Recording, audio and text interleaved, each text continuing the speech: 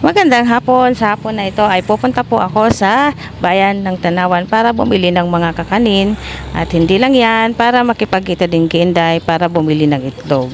So yan guys, sakay na ako sa tricycle. Yan, nakatabi ko pa si Ateng. Yang sa unahan lang namin yan, nakatira.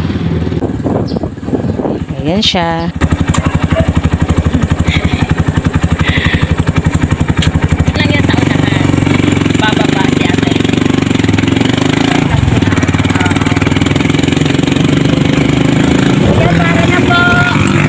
So yan guys, nakabili na kaagad kami ni Inday Josie ng itlog.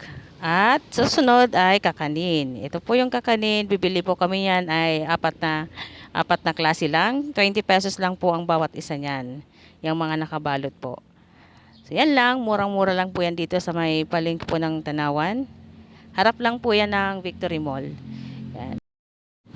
At heto naman po ay lukban kung tawagin sa amin sa Bicol. Ang pinakamaliit po niyan ay 70 pesos at ang pinakamalaki ay 100 po. At heto naman guys, bumili kami ng kalahating kilo dahil mura na yan. At yan ay isa sa paboritong prutas ni Inday Josie. So yan guys, kahit medyo paos ako ngayon, yan.